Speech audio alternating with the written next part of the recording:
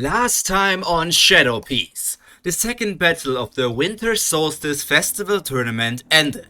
In a surprising turn of events, Bronya lost. Even though she landed a devastating hit on Loki, the Prince of Elbaf, she decided to surrender. However, the trickster revealed another card up his sleeve, summoning versions of himself that are the same but also different in some aspects. His devil fruit powers remain a mystery, but so far they have shown incredible capabilities, literally bending reality in a way to give himself an advantage. None of the spectators or the participants have grasped the full abilities of this devil fruit power yet, and while the confusion remains, the next battle is already being prepared. Sigurd has already made his way onto the arena. The Mountain Slayer, that is his title, is being showered with yells of excitement, and it's easy to notice that this giant loves all the attention he is getting. The big human is still not here. Maybe we need to give him a bit of encouragement. Everybody, let's cheer for him to come out. Magnus! Magnus! Magnus! At first, only Sigurd chants the name of his opponent, but over time spectators start chiming in. If they are doing it wholeheartedly or in a mocking way just like Sigurd, it's not very clear. This continues for a while until the Dark Messiah Absalom has enough of it. The Dark Prophet stands up and in a loud voice says, Sanji, let's prepare for your battle. This clown show is not worth our time. His voice was loud enough that many of the proud giants of Elbaf heard him. They quickly come to their senses. Ridiculing somebody who not only signed up for the tournament, but also made it in the top 8 is just stupid. If they make fun of somebody who reached this place, they also make fun of everybody from Elbaf who lost during the Battle Royale stage. The chanting stops abruptly, leaving Sigurd alone for a short time frame, and actually earning him some disappointed looks now. The atmosphere shifted from full support for him to a more neutral one.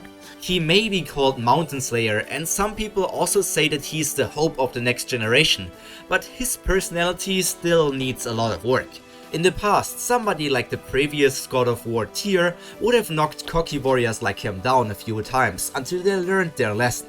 But in the current era of Elbaf, such a person is missing.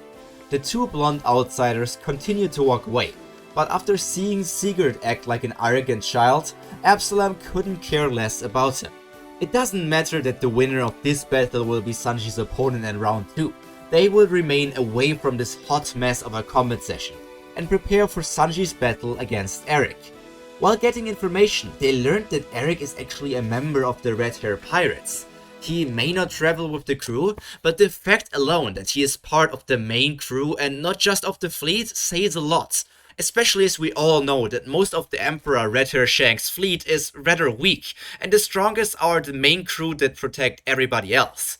With a light sparring, Absalom wants to warm Sanji up. Going from 0 to 100 can sometimes be too much for a body to handle, so it's better to already be at 10 or 20 at the beginning of combats.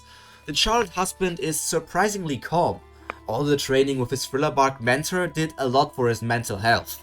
Before meeting Absalom, he was in an extremely unstable emotional state. Everything that happened with his blood family, learning about his dormant genetic powers and modifications, and even the guilt of having betrayed the German. He hated them, or rather he still actually hates them. But they were still family. Maybe if just one thing changed in his life, things could have gone completely different. But now Stealth Black has to focus on the fight before him, to achieve his goal and make Odin accept his wish.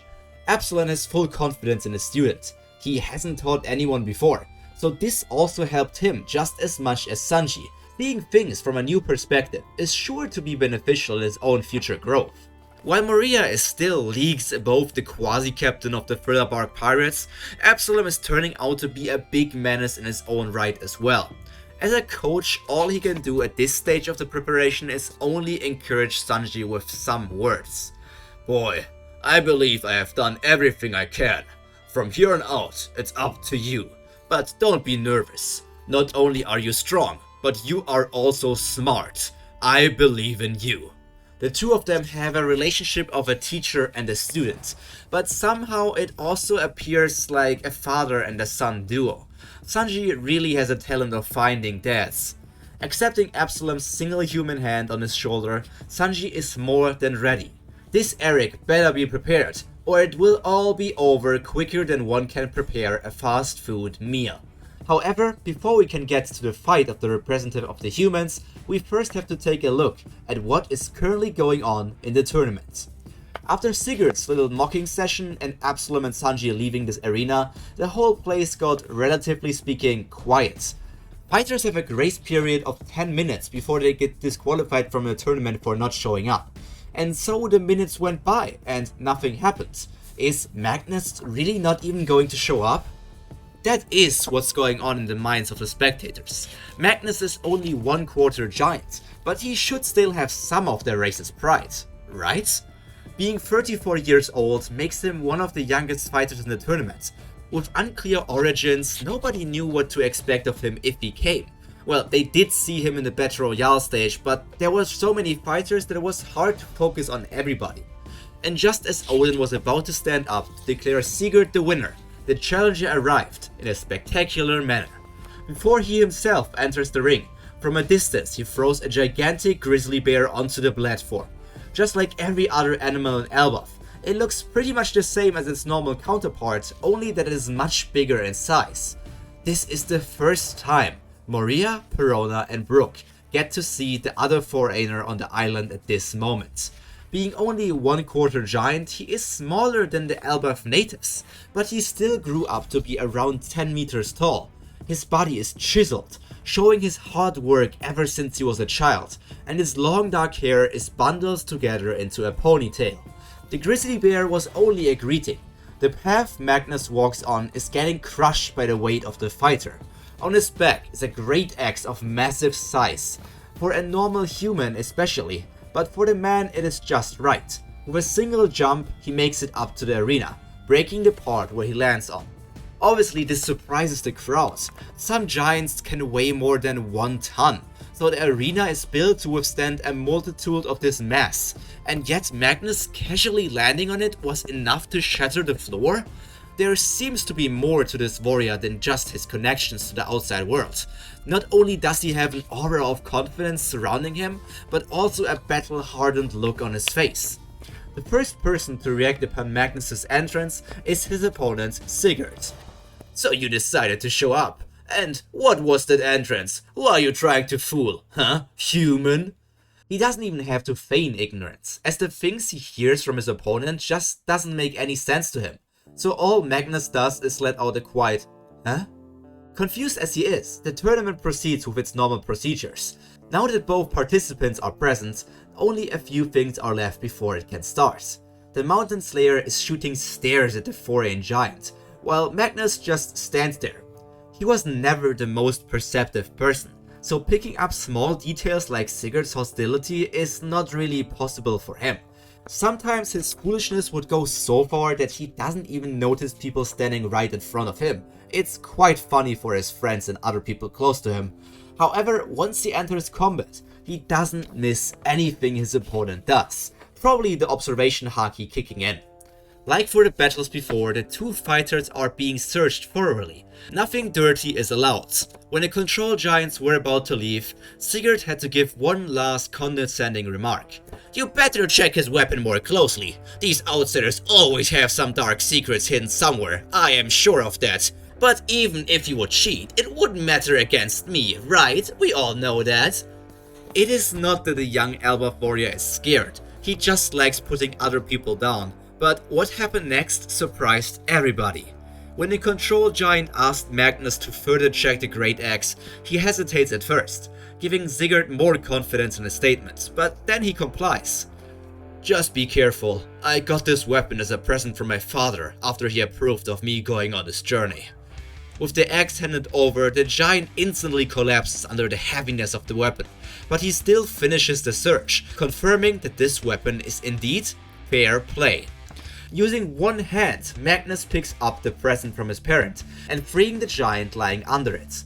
Odin stands up, asking them one last time if they are ready, and both confirm their conviction. One clap and the round has officially started. However, the first clash would only come after another insult. A present from your daddy? Well, I suppose weaklings tend to give birth to even more weaklings. Hearing the word weakling, Magnus has enough of his opponent's antics. I may not be from this place, but I won't stand for the disrespect of my father. He is a hero and the strongest barbarian in the world. You better be ready to eat those words. And this is the end of today's episode of Shadow Piece. We are now going into the third battle of the Winter Solstice Festival tournament. The battle between Magnus and Sigurd. And yes, as some of you already predicted in the last episode, this is actually the Magnus from One Piece D&D. Even though Shadow Piece is not technically in the same timeline as One Piece D&D because of the whole Luffy not being born thing, I'm still able to connect the two stories and take some liberties in putting characters into my story as well. So, who are you cheering for? The cocky giant Sigurd, or the character that we know from One Piece D&D, Magnus? I think it's an easy question, but I don't know what you guys like, so please tell me in the comments. I am really looking forward to how these things are going to turn out because I am preparing a lot of stuff and I am already getting quite deep into the Elbaf arc into my preparations. So, all that's left for me to be said is stay happy, stay healthy, and most importantly, stay cultured. Pyro, out. Bye!